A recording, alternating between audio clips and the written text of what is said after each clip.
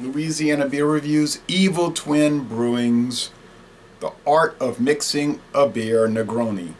Double India Pale Ale brewed with natural flavors. Well, the heater's running, but hopefully it'll go off soon. It is a relatively cold March day here. It's clear outside. I was going to sit outside, but it's too much wind. You can see it's just a standard aluminum cylinder can with the adhesive label, alright? It says, brewed for Evil Twin Brewing by Dorchester Brewing Company of Boston, Massachusetts. Distributed by 12%. Then there's a code ETNEG. That's Evil Twin Negroni ETNEG1-A1 or AI. There's no date, guys. I don't know how fresh or old this is. I got it at Mathern's. It was like $2.99, I think, for the can. So we're talking about $12 a 4-pack.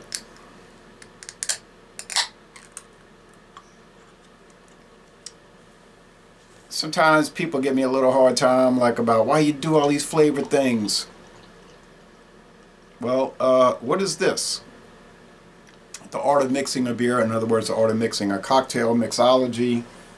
It's a India Pale Ale with natural flavors. I do so many beers with natural flavors and coloring.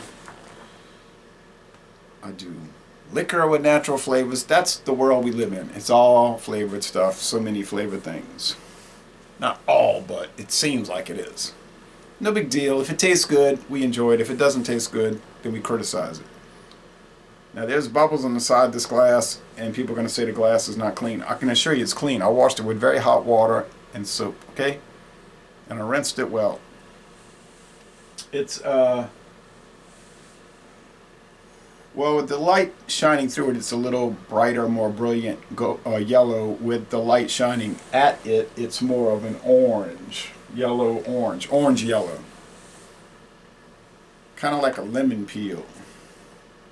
Now, I was reading about this mixed drink, the Negroni. It said it was concocted, they think, best knowledge is 101 years ago, 1919 in Italy. Vermouth, red vermouth, gin, and Campari, a liqueur. And some Baron Negroni wanted it, a count, an Italian count. So they made it and became popular. All right, let's see. There's nothing on their website. I looked at the Evil Twin website. This is not listed. On Rate Beer, they don't even have it 8 scores, so I'm not even going to talk about that. Untapped's giving it like a 75, something like that. And Beer Advocate saying it's very good. 89, I think. Very good. And there's one video review that I could find for this, and that was from 2019. It's kind of like a lemon peel aroma, orange peel, some kind of citrus peel aroma, okay? With a pale malt underbody. Taste. Well, I thought the heater would cut off, but it is warm with it running. I mean, it's pretty cold. It's not really cold, but it just feels cold. You know what I'm saying? About 40 something degrees.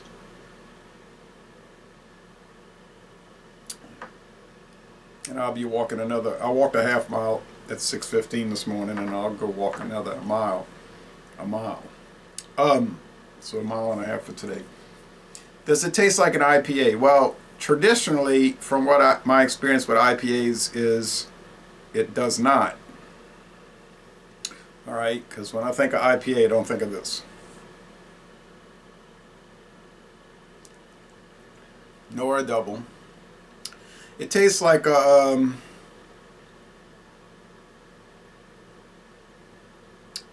fruit flavored drink. There is a little chalkiness, which I find strange.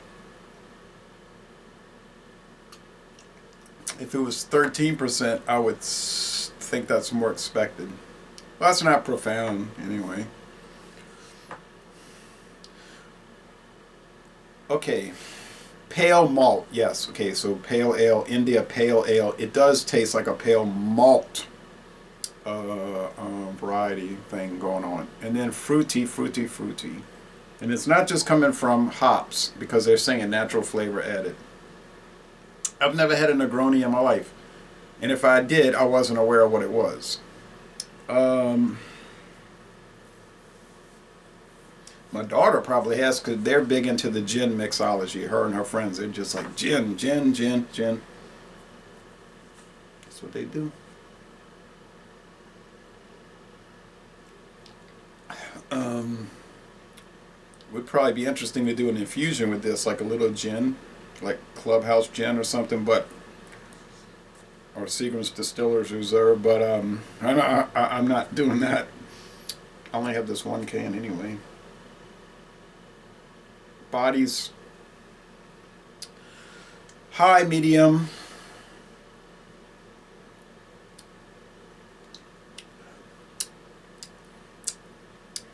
Dry oriented finish.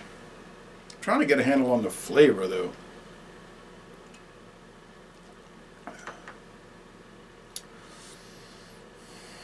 It could be like some variety of spices, but they're very low profile, like very subdued. So there is a spice,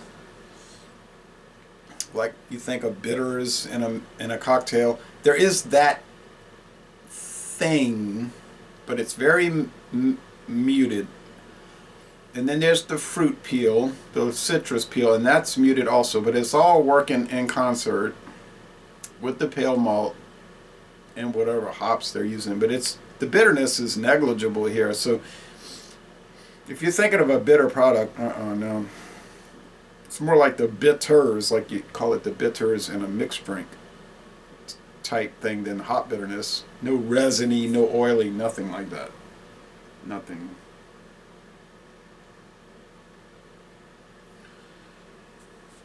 I mean, it's okay. I don't dislike it.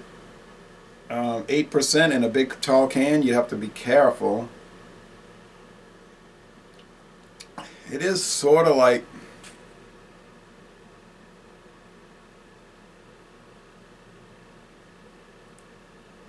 without the salt. I was going to say like Gatorade without the salt. I don't know about that, but maybe. I don't know.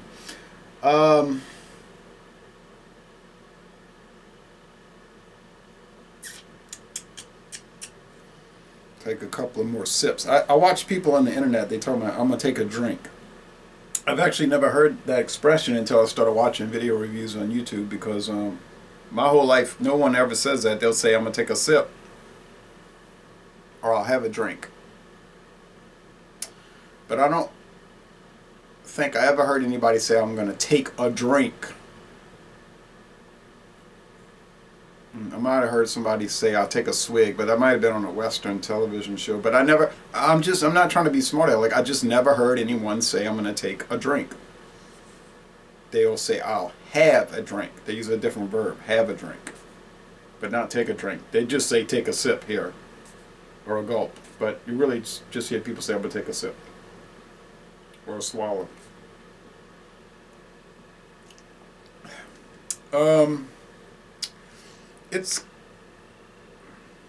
It's marginally good, okay? I really don't think it's too good. I think it's like a B minus, okay? That's just the way I feel about it. I have no preconceived ideology, really. It really is an ideology about Evil Twin. They do a lot of strange things, and sometimes they're really great, like outstanding A+, and sometimes they're just kind of like, So I'm glad I got a single. I wouldn't have bought a multi-pack anyway, but too risky, right? But I'll say 81. Like in 81, it's just getting into good. It's marginally good, but it wouldn't take much to go to the C range, C plus. But it's a B minus. Now, is a B minus beer worth $2.99 a can? You know it's not. It is not. But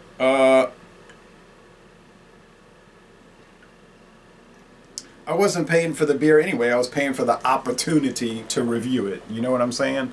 I paid for the opportunity. So I think it's gotten colder. I think a cold front came through. That's why the heater's running, because it was cutting off rather quickly, cycling off. But do I really want to sit out at that baseball game at 2 o'clock? Tulane at Southern University in Baton Rouge. Oh, there could be a bad wind cutting through. I'll just try to stand in the sun. I'll be able to find a spot. Now, if you go in late April or May over there, you'd be trying to find shade. It'd be so hot and humid. You'd be dying over there. But at this time of the year, you'd be trying to get in the sun. Yeah. And Southern University is close to the river, and you could pick up some real cutting breezes off that Mississippi River. It could be bad because you got that cold water coming down from up north. Even in May, it'd be hot here. That water be steaming, and you put your hand in, it'd be ice cold. You could take a 6-pack of beer and put it on a string, put it in the river. In 30 minutes, it'd be chilled. Cold. Because that water's coming from Minnesota, Pittsburgh, North, Montana, all that. It's cold. All right, so anyway, B- beer. And I'm going to end this review. So, laissez les bon temps relais, but maybe not with this one. But anyway, hey, you try it. Doesn't always work out so well, but I'm not concerned about it too much. So, laissez les bon temps relais, and I'm going to end this review by saying, y'all come on down to southeastern Louisiana.